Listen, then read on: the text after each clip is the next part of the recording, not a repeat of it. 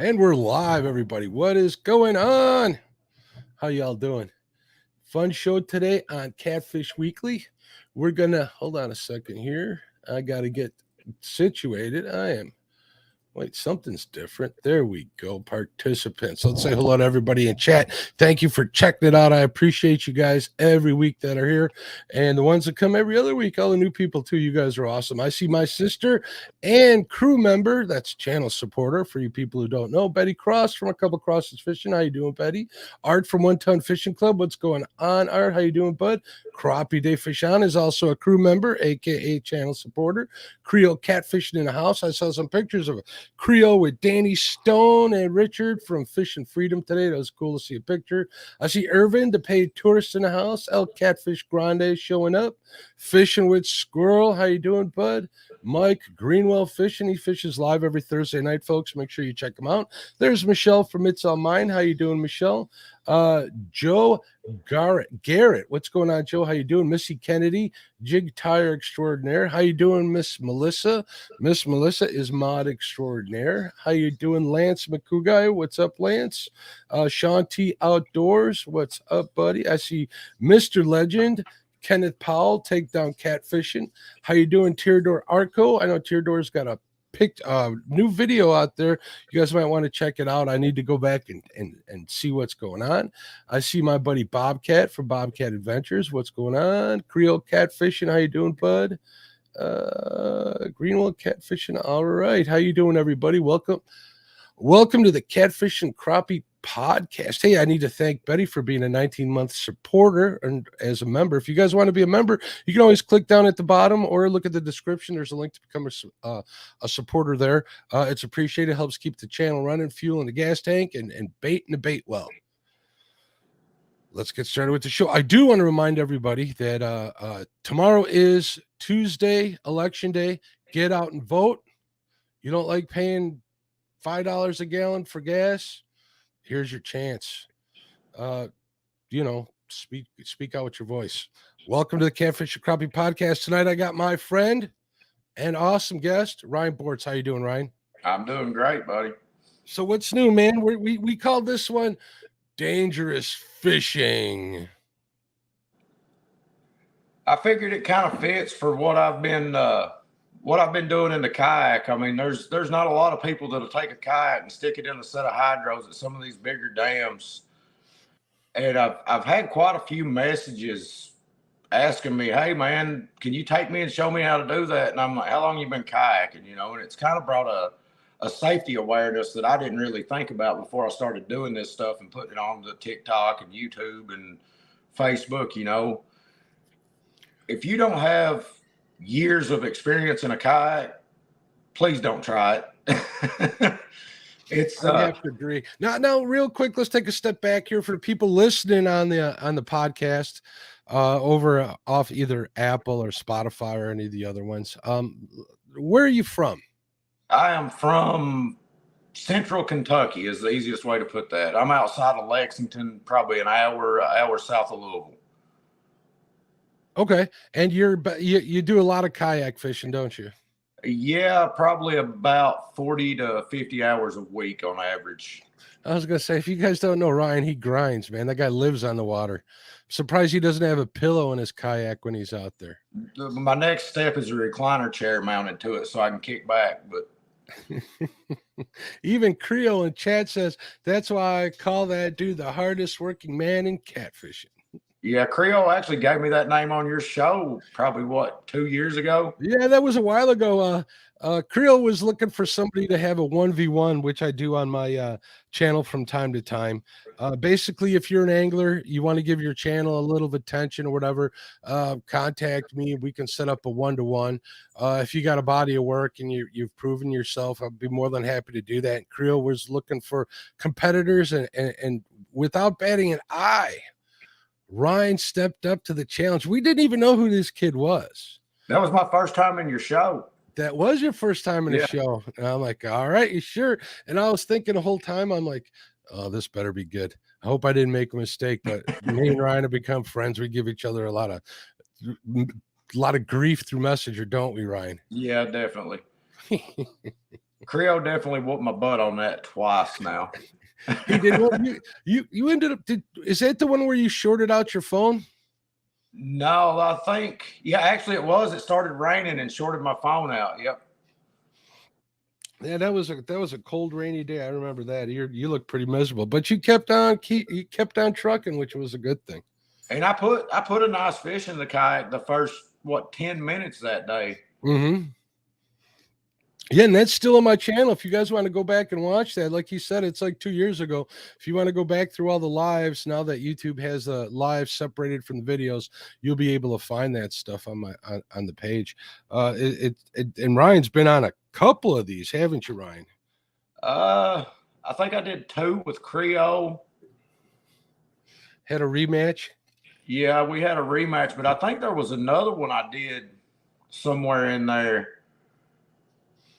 You did a tournament or something? Maybe that's what it was. Maybe the 1v1s, because I've done those. I've done the Survivor Series, and I don't think you were part of March Madness, but we're going to get back on it. We'll do another March Madness this spring.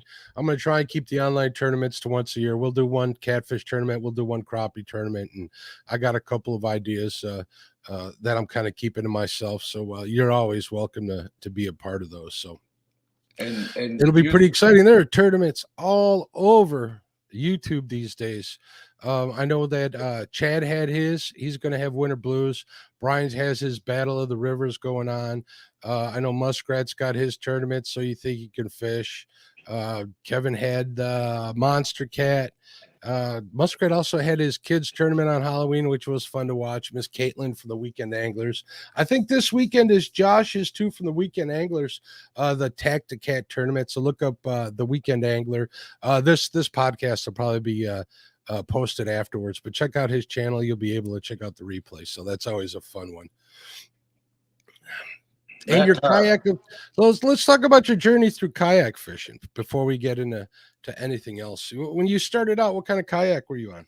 Man, I was in a Lifetime Tamarack from Walmart, a $300 kayak that I actually bought on credit.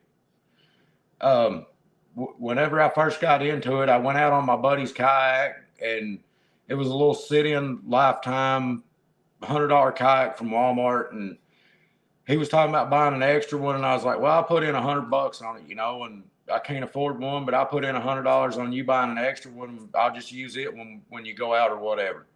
So he comes in with that, and we took it out that weekend, and he said, what do you think about that kayak? I was like, man, it's all right. It's a lot better than that little city. And he said, good, you owe me $200 more. So I paid that off, and then I was bass fishing then, actually, just live baiting brush piles and, just catching fish, just whatever I could get a hold of was fun. And I posted some pictures on Facebook. I got into some channel cats at a little local lake, and a buddy of mine invited me to a free kayak tournament he was having. It was unheard of for a kayak catfishing tournament at the time.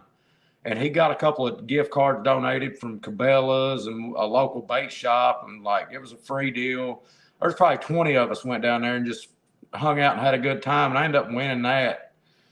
And I had the big heads, the bass guys done come down here and whooped y'all at catfishing and y'all sport. And he said, now next weekend I'll take you out, and he said, I'll show you how to catch a real catfish. And I went out and got it's a 20 or 30 pound blue on that Lifetime kayak that next weekend, and man, I have never looked back. Gave up the bass life. Yeah, I've used my bass gear once, and that was this year. Actually, I'm using it a lot now for catching bait, but my bass tackle I took out one time this year, and I actually went up to Ohio and did a doubleheader in one day. I fished a bass tournament in the morning from I think it was from 6 to 3, and then from 4 till midnight, I jumped straight over into a catfish tournament. And I took big fish in the bass tournament, which paid out more than first place, so I was ecstatic with that. And then turned around and took big fish and first place in the catfish tournament right after that.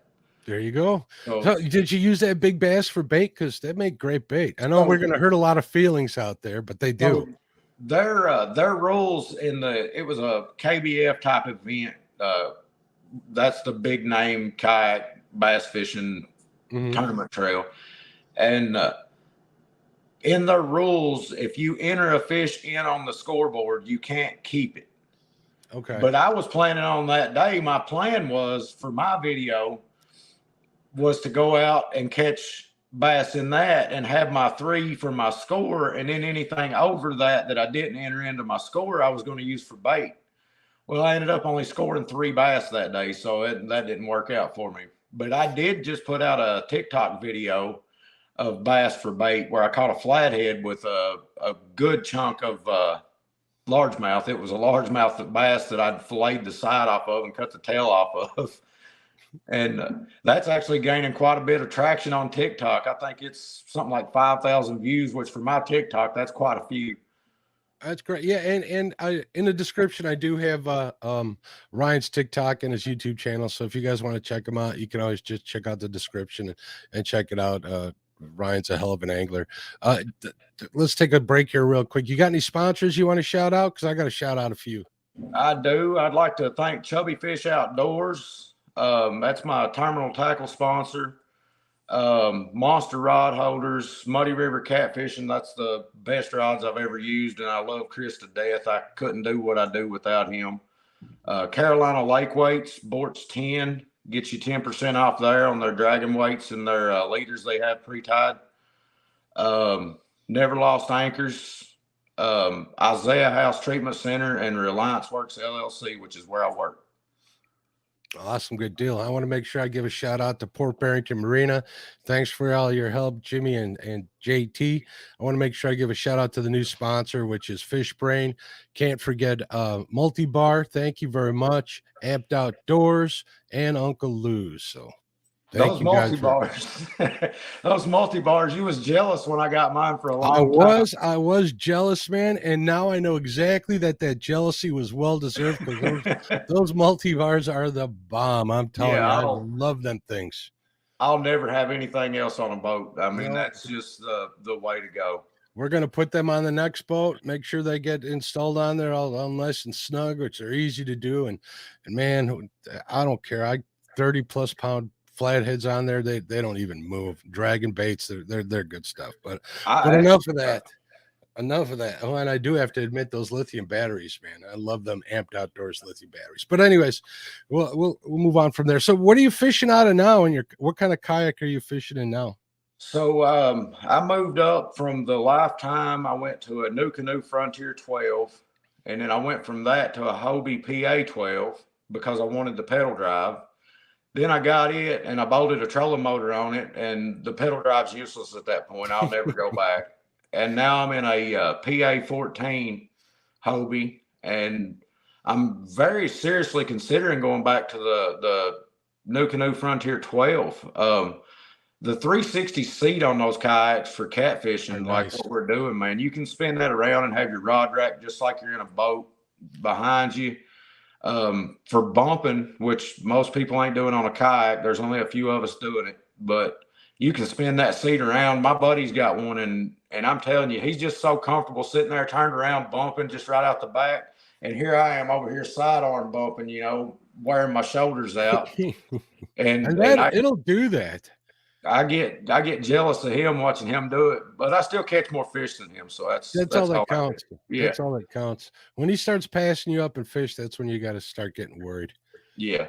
Yeah. I took one of them new canoes for a test drive. There was a demo day out here when I went to buy my kayak, and it was between that and the Jackson big rig.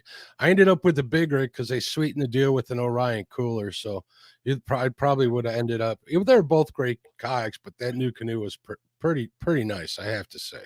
And that's actually what my buddy Mike. That's what he uses.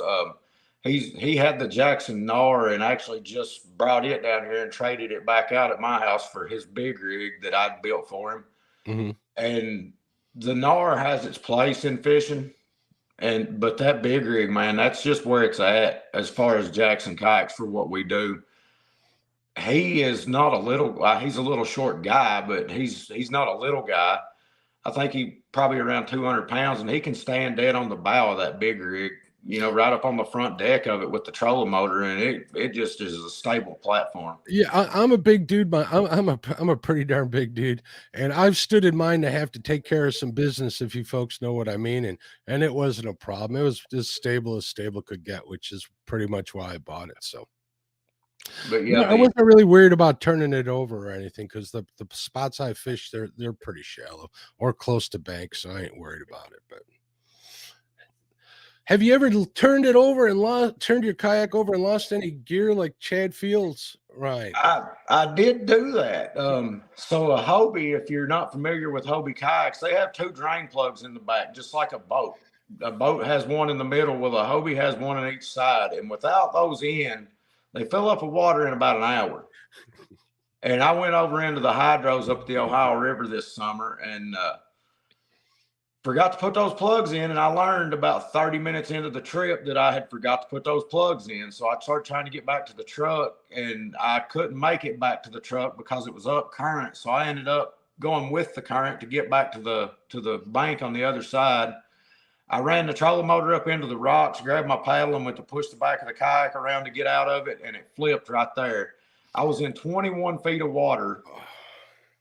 Right. And I mean, the nose of the kayak was touching the bank, but the back of the kayak was in 21 feet of water. I went about $2,500 worth of gear. I think I added up, I lost right there. That's just, well, at least you weren't hurt. So Yeah, when you're in that fast water like that, going over is a bad deal any way you go about it. yeah, when I was a young man, I flipped canoes over in rivers and stuff up against like brush piles and stuff, and it's no joke once they start filling up, especially in that scenario. It gets to be more than just losing gear. Yeah, It really does. So you got to be careful. And I know you always wear your PFD, right? I do not go off the boat ramp without it. Yeah, what's your PFD of choice? Why don't you give them a plug? So I've got a NRS Splash right now, which is kind of the cheaper version of an NRS Chinook. Mm-hmm. I've had it about 2 years, and it's finally about time to retire it. The fish slime in the sun has pretty well took its toll on it. Mm-hmm. It's starting to kind of come apart in the back from rubbing on the seat, and the sun's faded it out. But I think I gave like $119 for it, and it saved my life once. So I mean, it way more than paid for itself. Yeah, that's all that counts. I got one of them Chinooks that when I sold my kayak, I actually held on to, and I'm glad I did, because the kayak PFDs, they got that high back flotation, so actually even if you're sitting back in a boat seat, it's still up above it, and it's a heck of a lot more comfortable. If you're not comfortable wearing it, you're not going to wear it.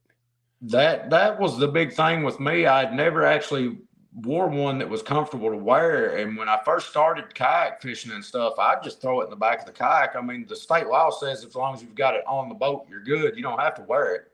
Mm-hmm.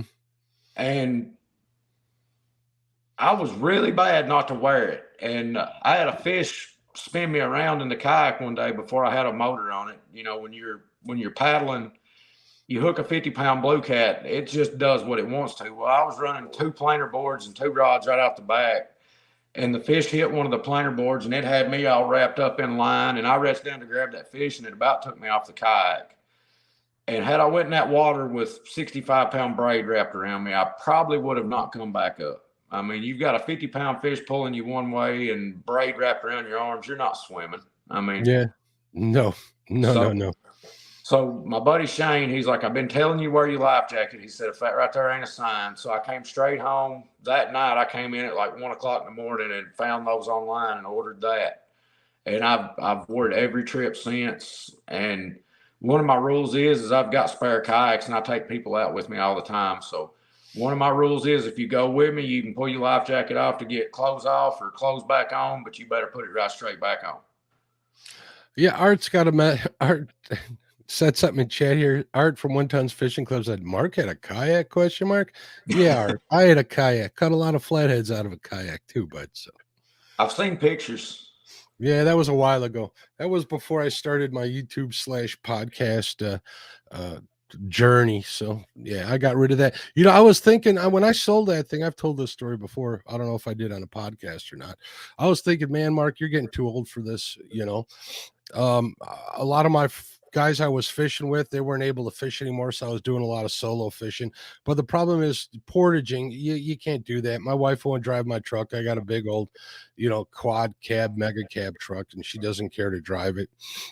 So I'd end up paddling upstream half the day and having and then I would drift back down, which worked great. I'm like, thinking, I'm getting too old for this. I put it up for sale, and guess who bought it, Ryan? Some 65-year-old lady bought that thing from me. And this is the day before we had the XI3s and Yeah, no GPS trolling kidding. motors and stuff. No, So no kidding. If I could strap a trolling motor on there, I'd have been good. I mean, the people were putting them on there, but it was all homebrew stuff, and yeah. the lithium batteries weren't a thing. At least not for a reasonable, at least not for an obtainable amount of money. So it just wasn't an option at the end. I mean, there were people that were putting like those 3 horsepower gas motors on new canoes and stuff. I've seen a few of those, and that did cross my mind just to get upriver and then come back. That would have been a way to do it. I don't fish too many lakes, especially back then. So now might be a different story. There's a lot of kayaks out there that come with them already, right? With the autopilot. Yeah, the Old Town, I think is it the Sportsman? The Old Town Sportsman, I think it is, that comes with the motor recessed into like where the drive would be in a normal kayak. Most any other reputable brand kayak out there, you can go buy a mount and mount a XI3 right to the front of it.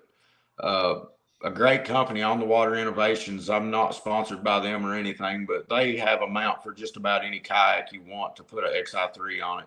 And they're super simple, bolt on. Normally they got 4 screws and the screws are already in the kayak. You just take one set of screws out, put the mount on, and put the screws that come with the mount back in their place. Yeah, they go right where the power pole mounts usually go, if I'm not mistaken, right? Well, the power poles are usually on the back, so the front usually has handle mounts somewhere on it. And then you've usually got a deck lid of some kind on the front of most kayaks that, opens up for a hatch. Mm-hmm. And it is the handle screws and the hatch screws on most all the mounts that I've put on. So pretty cool stuff. 3 miles an hour on a kayak. I actually had a chance to test drive a buddy of mine who has on there. That you're moving along pretty good, 3 to 5 miles an hour. Holy smokes, it's not. Yeah, I can get about 4.6, 4.7 out of mine on flat water with no wind. Mm-hmm. And I'm actually working on something. So there's nobody that makes an aftermarket prop for those trolling motors. So I'm working on building a jig to where I can put my prop in it and heat it and give the prop more pitch and see if I can get more speed out of it that way. If it does what I think it'll do, I can get between 6 and 7 mile an hour from the calculations I've been doing. I'm not real great at math, but I can do some math, and that's what I've came up with. I don't know, man. I think it's 7 miles an hour on a kayak. You'd be pretty puckered up, if you know what I mean. So I have been as fast as 10 miles an hour on a kayak, but that was up at Chickamauga Dam down in Bobcat Outdoors territory there. And I got up in the hydros and they increased the flow. And when I went to come back down, you got to squeeze through between some bridge pillars there. And those bridge pillars squeeze that current and speed it up. And then it comes out the other side and slows down. And I think I got up to like 9.8 coming through there. And it was a different experience. I'll put it that way. But there is a safe alternative. I just was being lazy. You can go over to the lock side and come back down between the bridge pillars, and it's not that fast. I was just being lazy and wanted to get back to the ramp with that and didn't want to go all the way around. So I was like, I'll shoot through there. I mean, the water's going to push you away from the bridge. So as long as you ain't got no big headwind or anything, you would probably be okay. But you do need to be safe out there, folks listening. Don't be silly. I mean, Ryan, again, dangerous fishing is part of the or is the name of this podcast. And the reason why we thought about that is because of that Chickamauga area, right?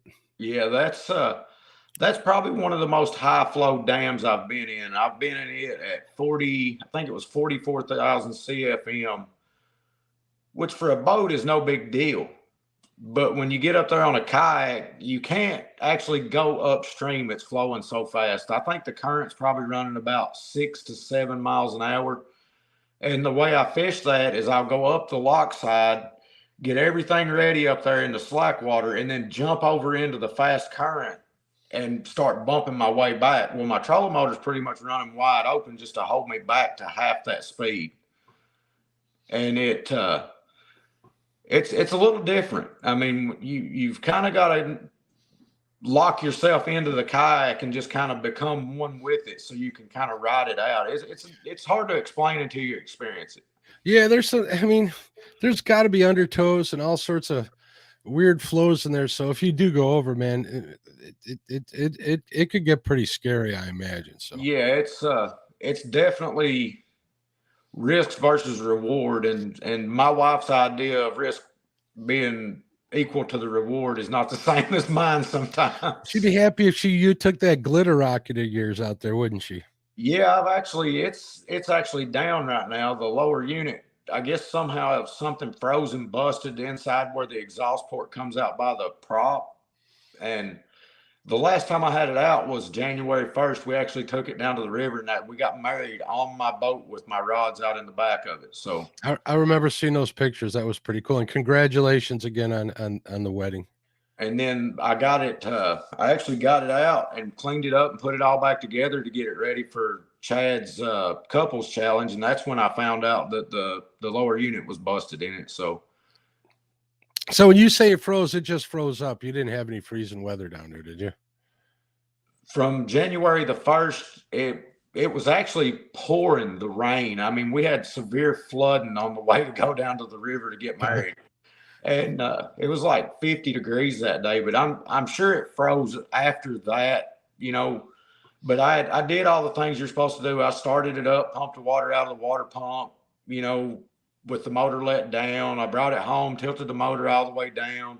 I guess somehow water had just got in there that couldn't escape. I really haven't figured it out yet, but well, hopefully you'll get that figured out and you get it back on the water pretty soon, because that'd oh, probably be I've already got the parts and got it dropped off at the boat mechanic, so it's just a matter of time now. perfect. What you need to do is go borrow a jig for that prop idea of yours from the local prop guy. I'm sure they got something that'll work. It can't be that much different. All it is a different pitch, right? Yeah, it's just a different pitch. I've actually got part of the jig made out in the garage. I wish I was out there. I'd show it to you. But Yeah, you just moved into a new house. I remember you posted and showing me pictures of your shop, and I have to say I'm pretty jealous. yeah, I'm pretty excited about it. The wife's ready for me to quit fishing so much since tournaments are kind of winding down a little bit here. And she's ready for me. This room I'm in, I'm actually supposed to be remodeling. I was supposed to do it this last weekend and had a trophy presentation to go to with Mike for the national kayak catfish scene that he runs, the online catfishing tournaments. I took their first place in their King Cat event this year, so I won their points series and all that. So we went up and did a trophy presentation, and we didn't go to the river to do that without fishing. So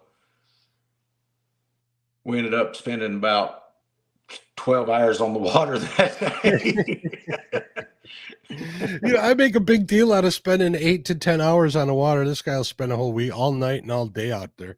It's pretty insane. I don't know how you keep awake. You bring coffee with you or energy drinks? Monster What do you do? energy drinks. They, like Stan says, have your people call my people. Right. Yeah, I like the sugar-free monsters, the white cans. Those are pretty good. I just started drinking them not too long ago, and let me tell you, they'll wake you up and keep you going for a while. I'll go through about an average of 4 or 5 of the big tall cans. Oh man, if I did that, I'd be in the hospital. I'm too old to drink all that. Well, One gives me good. That's over a 20-hour period. I mean, No. I remember I made it halfway through a night, one of my all-nighters, and I started dragging. I had one of them, and then after that, I had to break into the coffee because daylight was coming up. I didn't sleep for like 18 hours after that. I'm pretty sensitive to caffeine, so I can't do it. But it did get the job done, that's for sure. That and a little bit of sugar will take you a long way. my longest trip was actually almost exactly a year ago. It was the King Cat or Cat King tournament for OCT last year. and I was versus Justin Johnson, and he was fishing Tennessee River, and I was fishing Taylorsville Lake. I stayed out 27 and a half hours on the kayak straight through. For those of you listening on the podcast, Justin Johnson is from Kayak, Catfish fame. He's a hell of a competitor. He loves to tournament fish, and to let you know what kind of a competitor Ryan is, he's always up there competing head to head with Justin and Kayak Mike and the gang, right? Yeah, I actually beat Justin in this tournament. I didn't actually beat him head to head, but he got took out the round before he would have been facing me.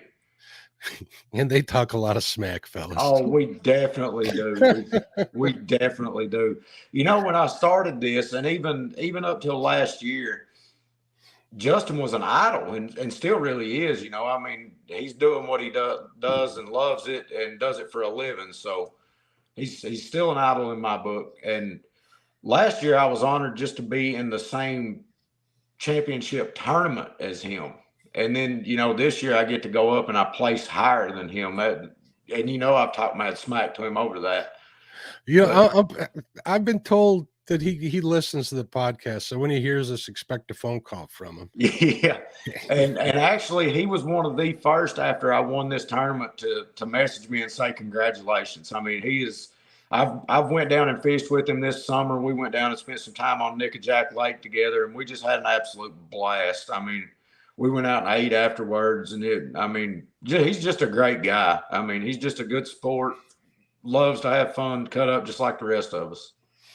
So have you gotten a chance to fish with Spencer yet? I know you guys have met up at I have not got to fish with him yet. We've kind of tried to plan up a trip a couple of times, and something always comes up. I mean, he's like 12 hours away from me or something, so it's kind of hard to. And he's been doing a lot of travel fishing lately. You guys can meet halfway and fish the Fox River here, and then I'll be out there on the boat. I'll be your you're following. So if I'm going to drive 6 hours somewhere, it's not going to be to fish your Fox River. Oh, come on, I'll put you on some flatheads. We'll take good care of you up here. I'll feed you. I'll take care of you. You'll be good. It'll be more than just fishing. We'll put you on a 30-pound channel cat just north of here. How about that? And you know, truly, I was just having that conversation about somebody, a buddy of mine in Nebraska that does the Nebraska Yak Cat series. Uh-huh. I said something about coming up and doing one of their tournaments this year, and he messaged me and he's like, "Man, don't waste your time driving up here to fish one of these tournaments." He's like, "They're all on Channel Cat lakes. It's not going to be your cup of tea up here. Like, you're going to be highly disappointed where our tournaments are." I said, "Man, it ain't about the catching the fish part of coming up there. It's just hanging out and trash talking with y'all, you know." Yeah, a wind don't hurt either. A wind don't definitely hurt either. So if you can go there and show them boys how it's done, it's always a good thing. Well, makes the trash talking all so much better, don't it? Yeah, I'm one of the few that you can just beat me to death in a tournament. I still come out talking trash in the end. So, hey, have you ever been on the Missouri River? Speaking of dangerous fishing, that is everybody says you can't. That I'm not going to go kayak fish it. It's just too fast. I can't do it. I'm the guy that's going to have to drive up there and put the kayak on it and see that I can't fish it before I say it's can't be done. Because a year ago, I think it was actually Chris Souders that was telling me, "Man, you'll never be able to bump from a kayak in them hydros the way." Because we were talking, and I was like, "I'm going to bump the hydros in the kayak." And he's like, "No, you're not. It can't be done."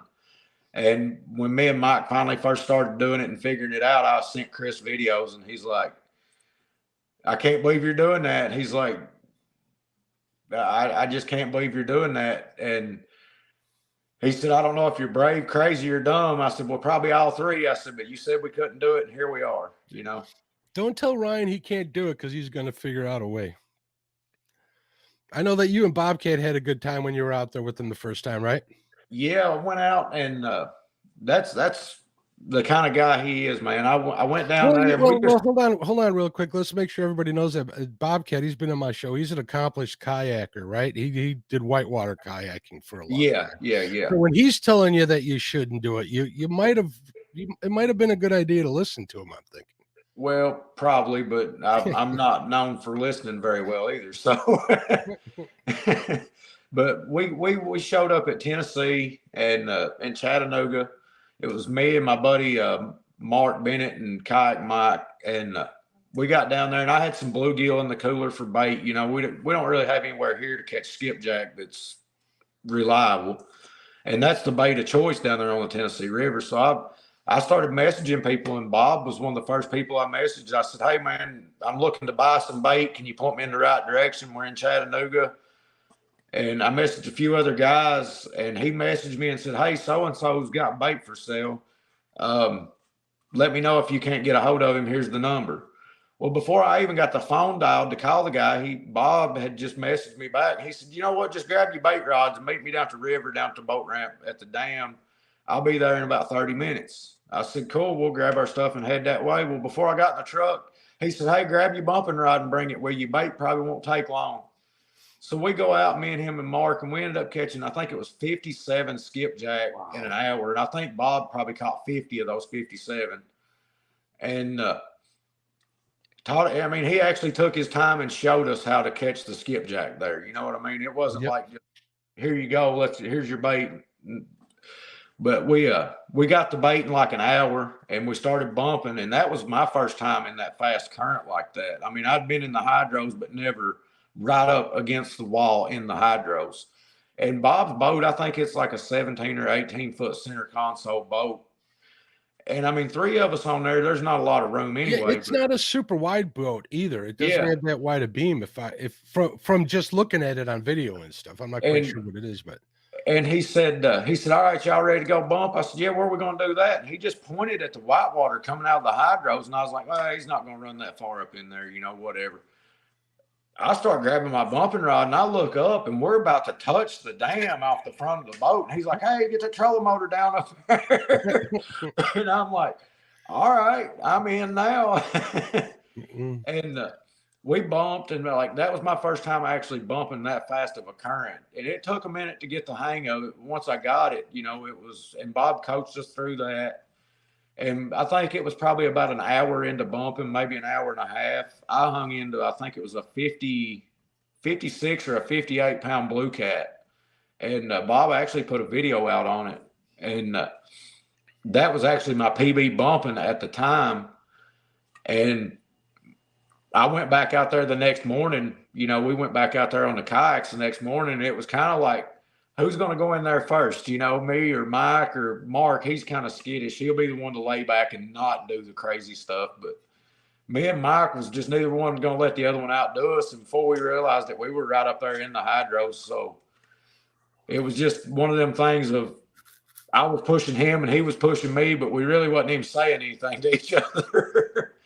Yeah, you're saying you'd go through a whole 100-amp-hour battery in a day doing that, wouldn't you? In 7 to 8 hours, I'll kill a 100-amp-hour lithium battery. All right, for the people listening at home who aren't familiar with bumping, tell us a little bit of how it's done. So you're essentially putting yourself in the current, and you're going with the current at half the speed of whatever it's going. So if you've got 3 mile an hour current, you're going a mile an hour 1.5 backwards. And so the front of your vessel is pointed into the current, correct? Yes, into the current. And you've got your bait out behind you, and you let out line until it kind of stops taking itself, and you just bounce your bait off the bottom as you're working your way down the current. It's kind of like if people have bass fished with a jig and you're constantly bouncing that bait off the bottom as you reel it to you, it's like the same thing in reverse. And you'll let line out, and you'll pick it up, and then you'll let line out as it drops down, you know, and you'll eventually hit what we call a sweet spot. And that's where you're not letting line out. You're going backwards. You're just picking it up and dropping it. And as you work backwards, you'll drop that bait over ledges and over logs and this and that and the other that creates a current breaker, an eddy, you know, for those fish to hide behind an ambush bait as it comes over top of them. And it's just a real natural way to present your bait as it comes downstream, just like anything else would, you know. Cool stuff. So pretty much you're hitting them in the head with the bait. You pretty much smack them right in the face. But the exciting part about it is like catfishing, you're usually sitting there all relaxed, you know, and you've got your rods and rod holders with circle hooks. And when the fish hits, it's going to take the rod down, but it's going to do, the circle hook's going to do its job, and the rod holder's going to do its job. all you've got to do is get up and go get it and reel it in, basically. I mean, there's a little more to it than that, but that's the gist. Well, holding that rod in that fast current when that 50-pound blue cat hits is such a crazy adrenaline rush. I mean, if I have the option, I'll never fish another way. That's what everybody that does it keeps saying. Everybody from Lyle Stokes to Bobcat. I even see it on Spencer's videos and stuff. It really seems like a good time. I'm definitely going to get out there. Whether it's on the Missouri with Lyle or if I try to make my way down there to Chickamauga and we're gonna make that happen. My trip to Alabama got canceled, so I need to make up for that trip somewhere else. So. Now, do you guys like your Fox River? You don't have any blue cats that far north? No blue cats, no skipjack up here at all. If I want to catch blue cats, closest place would be like Peoria at the power plants, like Powerton or something. And I'm not a big fan of making that 1.5-mile walk in the dead of winter to bank fish over there. And I haven't fished off of a boat there yet. But I know my buddy Setting Hooks. He fishes out there quite a bit. Same with Jonathan from Hook. Maybe I'll holler at them and see if Brandon Ishkar might give me some tips. But we might go there for a while. But if I'm going to go, I've been meaning to get out and fish with Lyle for a long time. Hopefully we can make that happen pretty soon. So yeah, and he builds custom bumping rods too. So I got one. I already have one, my friend. I use it for float fish and log piles, though. It works perfect because I'm always holding on to that rod all night long. The only difference between that and a bumping rod is I don't have a split handle. So yeah, and actually, I almost wish my bumping rods didn't have split handles so I could use them because the split handles don't do good in the rod holders. No, they don't. Just you get a nick on them or something, and they're going to split. And I know I know somebody in chat here. I'm not going to say who it is, but that learned that the hard way, and he actually knew better too. So I mean, and I'm bad for it, but I don't want to carry extra rods with me, especially on the kayak. You know, I carry 2 bumping rods with me, and I've got usually one set up with a Demon Dragon or a peg float, and one set up without it. And you know, I can just, if I think the fish are going to hit with the peg float, I'll just grab a different rod, or if they're not hitting one, I'll just grab the other. The thing of it is if you have to carry 6 rods on the kayak, because if you want to go downriver and start suspend fishing or something, then you have to carry 6 rods. You have to have your 2 bumping rods plus your 4 suspend rods. And when you're bumping, you're out the back of the kayak, and that's where your rod storage is most of the time. So it's all right in the way. I'm really bad for using my bumping rods to suspend fish when I really shouldn't, but you make do with what you got. I mean, I'm the same way. A lot of times I'll be out there and you know, I got a 16-foot boat. It's not real 16-foot, 16-inch beam, not a real deep boat. And I got a bunch of gear, and you know how as Catfish guys, you always got something we need, whether it's, you know, cutting boards or scales. I got multiple scales in there. You got the big old net, it all adds up. You can't bring a rod for everything, at least not in that size boat, let alone a kayak. That's even crazier. So space is at a premium. I know somebody who can make you a bumping rod with a full handle, though. With a full handle? Yeah, Lyle will take good care of you. Black Horse Customs. I've actually talked to him a few times about it. I just never have followed through with doing it. And you know, Lyle, he's got a really good deal for me on it. So I'm sure he does. He'll take good care of you as he does the family members. So that's pretty cool. I know his list is getting long though, so you're gonna have to get on it pretty quick if you guys are looking for one. I've been meaning to get on him to make me a fly rod of all things though, so we'll see. I got a couple of fish I want to catch on a fly rod. He planted one idea in my head, and I also want to get on a pike bite with him, but that's for another show. I've actually got a fly rod I've never tried to use. My papa gave me one about 2 years ago, and I've just never made myself learn how to use it. You know, I mean. And I've taught myself just about, well, between me and what I've taught myself in YouTube. I mean, that's where I've learned most of what I know about fishing. I either watched it on YouTube or I figured it out on the water. Hey, you know, back in the day, what I learned, you know, what I didn't learn from my grandfather, I learned from books. And books are still there, and I still got books. Every winter I go through, I read books like Catfish Country. There's a couple other books that I read about catfishing and crappie fishing, but there's no reason why you can't use what's out there on YouTube. I mean, it's a library of information in itself. There's so much content out there. Make sure you're looking at second and third page results. Is all I got to say. That would be my tip of the night. Go take some deep dives, and you'll find the information that you're looking for. Just because it's not at the top of the results doesn't mean that there isn't some value in it or a better explanation of it. So yeah, and that's what I'm going to concentrate on my channel this year, is more about teaching why I'm doing what I'm doing, instead of saying, well, I'm suspend fishing, here's my rig. People need to know why you're choosing to suspend fish that. And that was the whole reason I started YouTube in the first place, was because I was watching Justin Johnson and all the Tennessee guys and Hagen Grubbs and all them guys were fishing rivers. Well, I was out here fishing a lake and trying to imitate what they were doing, and I had a thermocline and they didn't. And man, I was skunking and skunking and skunking and skunking, and I'm like, why is this not working? I'm on the ledge. I see the ledge on the fish finder. They said fish a ledge and drop my baits down suspended and use skipjack. Well, the lake didn't have skipjack in it. And come to find out that that's one of the worst things you can use for bait here. yeah, pretty much that's true though. My fishing, is different than almost all the other fishing that's out there. Doesn't mean that I didn't learn a lot on YouTube and stuff, but I learned the hard way that, just because it works for somebody on YouTube, it might not work for you, and not to get discouraged. Definitely.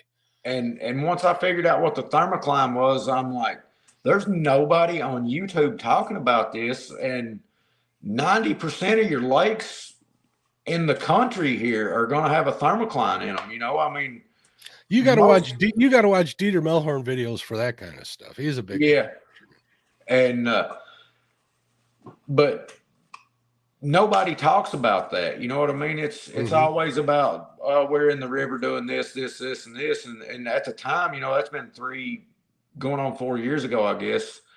Nobody was talking about that stuff and how it affected lakes. Even if they were fishing a lake, they weren't talking about the thermocline. And once I figured all that out, I started fishing shallow water. I started learning how to drag baits in shallow mud flats, and it was it started clicking. Then that's when it all started clicking together, and I started performing decently and doing what I thought was really good. Then, I remember catching my first 20-pound, 30-pound blue on my own. And I was out there by myself, and I made a mile haul back to the boat ramp to find somebody to take a picture of me with that fish, and I thought, man, I'm doing something now. I've got a monster here, and now seeing what I put in the kayak this summer, I'm looking back at it, and I'm ungrateful sometimes. I don't mean to be, but I'll actually be ungrateful for catching 20 and 30-pound fish. And I have to remind myself, there's people out there that don't even have fish this size where they're at. That's absolutely right. I always like to make sure I convey that to a bunch of people. Real quick, I need to shout out Mr. Tim Molina. He's been a crew member for 19 months. Thank you for your support, Tim. I appreciate you, bud. Hopefully you're feeling wonderful down there. Yeah, that I ran into a bunch of things like that. Electronics, the river I fish, and I've said this many times, it's 4 to 6 feet on average. And if you're using down imaging, it's fine and dandy if you got depth, but if you don't, it doesn't do you any good. And it took me a while. No one says that in the YouTube videos. No one will tell you that until you figure it out on your own. So I started, focusing on side imaging, which isn't the greatest in shallow water, but you can still get on structure, and structure is king. So Chris that was does one of the best jobs talking about the sonar and the side imaging of about anybody I've watched. He does a really good job with that. He definitely does. I watched a lot of Chris's videos. I've watched a lot of videos from Davis, from Flop and Crappie. A lot of the crappie guys, they depend on side imaging extremely heavily, and just because using the basics, the setting your gain up, your color selects, things like that, sensitivity, all that stuff for each unit. The crappie guys, they got it dialed in. They're looking for small clouds of fish, in big bodies of water. There's no reason why you can't learn to use that or take away the search for structure that way too. So I've come across a lot of stuff that way. So I give them guys a lot of the credit for some of the bigger fish that I've caught in the past. So I use my side scan a lot for watching for structure and brush piles and stuff when I'm dragging baits with planer boards, because you'll see it on that screen and you'll know, hey, I better get that right side planer board in, yep. because it's fixing to be in a brush pile, And I don't care what kind of dragging weight you're using. If you're running a 10-aught circle hook and drag it through a brush pile, you're probably going to lose some gear. Yeah, this might have been when I was on the Mississippi River. I went over trees that I saw on side scan and stuff, and you ain't getting nothing through anything like that. I got a couple of spots here where it's littered with piles of tires and big old brush piles of like fallen trees and stuff just under the ground. And if you don't know it's there, you're going to end up, having to turn around. It's got to be even more difficult to get something unsnagged on a kayak than it is in a boat, to be honest with you. Yeah, you're just going to break it off most of the time. Sometimes I'll reel my rods up if I'm dragging baits and try to go back and get it, but normally I'm just wrapping something around the line, turn the trolling motor up and pop it. I mean, that's about all you can do. Man, it's at the cost of some of them rigs, I'll go after them. I do pretty good. Oh, here's some Fishing with Squirrel Dawson's in chat. He's got a YouTube channel and he's got some really good Lowrance based sonar videos. So if you're listening on a podcast, make sure you check out Dawson's channel at Fishing with Squirrel. He's got some pretty good stuff. That was really impressive whenever I saw him. That's actually what I'm running right now is a Lowrance TI XTI 7. How you liking it? I don't really go into it from a Garmin, but that's what brought that up in my mind. I'm like, I need to go check that out because I don't know how to dial it in that good, with once you get it dialed in. I know my buddy Brandon Cross, he's a Lowrance guy. My real good friend Violet Talley, she's a Lowrance sponsored angler and she showed me what it can do, and it's a good unit. If you got it now, just get her dialed in, and I think you'll be happy with it. And if not, you can always change. I'm a Garmin guy too, but I'm also considering making a switch over to Humminbird for my next. Oh man, that new what is it? The Solix, is that the newest one? Yeah, the Solix. That's what's got me thinking about it. That's what Kyle's got on his new boat, man. And checking out the pictures he's been sending me, it's just insane. And to me, Humminbird right out of the box has the best side scan without touching any settings. Mm-hmm. Right out of the box, you don't have to set nothing. You can use it just as is without changing any settings at all on it or anything. And it just I'm not gonna lie either. I upgraded to a 10-inch ultra high definition one on my boat. Even with the UHD 54, the picture on there, it's ridiculous. I can count tires that I never knew existed on a couple of spots. So yeah, and I'll tell you what, I pulled 2 25-pound flatheads out of a couple of those spots just this year that I didn't even know existed. So it's definitely helped me quite a bit. But yeah, sonar is a good tool for that. You may not be able to see fish when you're catfishing, but structure is the key. It definitely is. And that's what a lot of your guys on the James River are doing, man. I've been paying attention to a lot of those guys on Facebook and stuff, and they won't come right out and say they're marking fish and then targeting them. But when you see them post a picture and then of their sonar, and then 3 hours later they're posting a picture of a fish they pulled up, and you can tell in the background that they've not moved. They've sat on that fish for that long. And that tells me that that's how they've targeted that fish. They've anchored up and they've sat on that fish and they've waited it out. And to be able to do that is a game changer in all honesty. I mean, if you're a tournament fisherman and you know that fish is going to eat, Get her to eat. You gotta find them to get her to eat, and without the sonar, you can't. You can guess all you want, but when you're under time constraints, man, it helps. Whether you're making video content or you're tournament fishing, you're gonna want to get on them fish. And another aspect to the good sonar that I've learned is it takes a lot of pre-fishing out of it for you. You can go out there for 5 or 6 hours and ride around and find the fish where before you were going to actually have to, slow down, take your time and drag out a spot. If you catch a fish, then you can pack up and move. But now you can ride through there in a matter of a few minutes, whether they're there or not. Well, you can always pre-fish without wetting the line either. Just get out there and do scanning. I know Doc Lang spends a day at a time out on the water and never wets a line before a tournament, things like that. I don't know if I should be saying that, but I know a lot of guys that do that. You learn how to find the spots you want to fish. If you can figure out how to see fish, I know a lot of guys will claim that they look like grains of rice, and I'm not going to say whether or not actually, I kind of do believe that. You see that 23.5-pound PB channel cat behind me?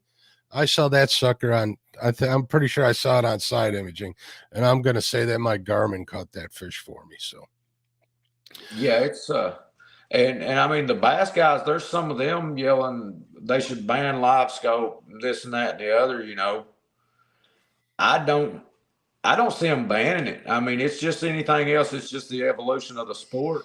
It's just where we're going, I'm old enough that when I was a kid, one of my mentors was Edward Zink. God rest his soul. He's left us a long time ago. He was a Lake Michigan fisherman, big king salmon fisherman, lake trout fisherman out here in Chicago. And I remember him being so excited when he got his first sonar and it had thermal paper on a roll. His boat was loaded with rolls of paper laying all over the place. And he would come back and he said he doubled his catch by being able to have that information available to him. And it just keeps getting better and better. I'm looking at getting the Garmin live scope unit here pretty soon. And I think it's pretty incredible, but can you imagine what it's going to be like in 5 years? Yeah, exactly. Hummingbird's actually come out with a new, what's it called? Active Target 360. Yep. Lyle runs 360 in his boat. Well, not the active target, but he runs the 360 and they got the what is it? Live Target 360 maybe now? It's like a Doppler where it gives you a picture all the way around your vessel. Yeah. And you can see the fish swimming, but it's like a 2D image of looking down on them, whereas, live scope, you're looking out at them. Yeah, the bass guys love that stuff, man, because they get a better picture of it. Us catfishermen guys, it's a little harder than that. But, for crappie fishing or white bass or even walleye, I had a chance to fish with live scope once. A buddy of mine has an ice, one of the ice kits, and we brought that out on my boat. And I was so surprised at how fast shad move and how fast walleye and pike move in the water.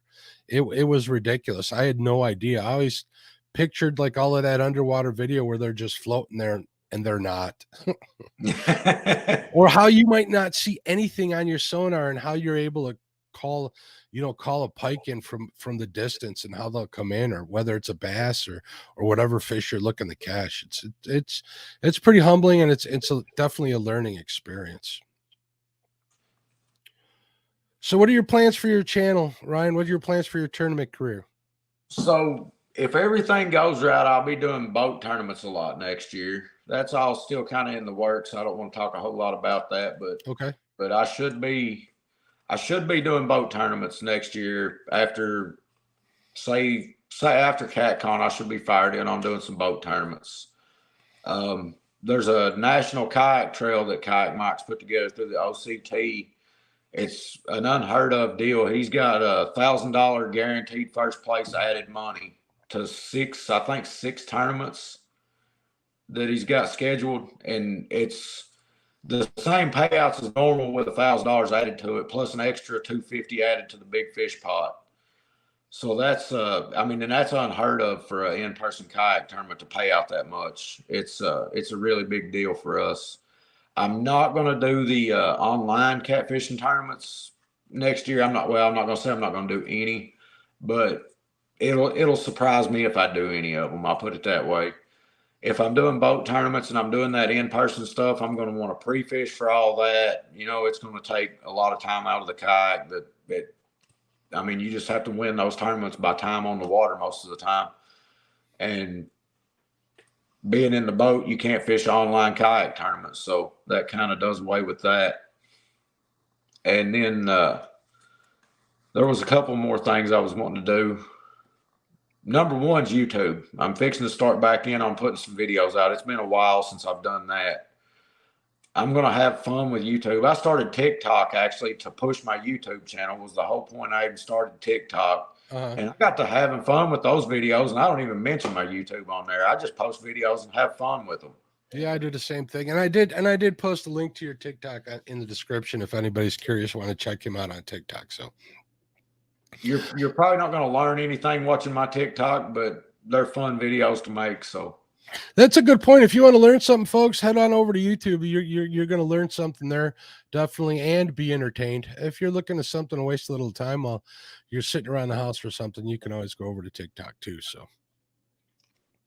I'm having fun on TikTok too. So we're going to get back on that TikTok bandwagon. I got a bunch of video footage put up, and I got some stuff to put together for the good folks at Fish Brain. So hopefully we'll get that done here in the next couple of weeks.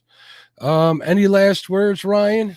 Not really, man. I appreciate you. We didn't even get to talk about you tournament guys and walleye fishing and all of that good stuff. Well, we use a measuring board, man. So putting lead in our fish don't really help. Yeah, but I've heard whispers of measuring boards. There was a big deal with that in the KBF a couple of years ago. Let's not talk about that. We're not going to bring that up. That's a touchy subject because we don't know. We can't prove anything. We can talk after the show, so don't leave me. You hang around and we can talk about that. But now, Kyle, if you watch on Facebook, that's the best way if anybody wants to get information or anything from me is hit me up on Facebook Messenger, by the way.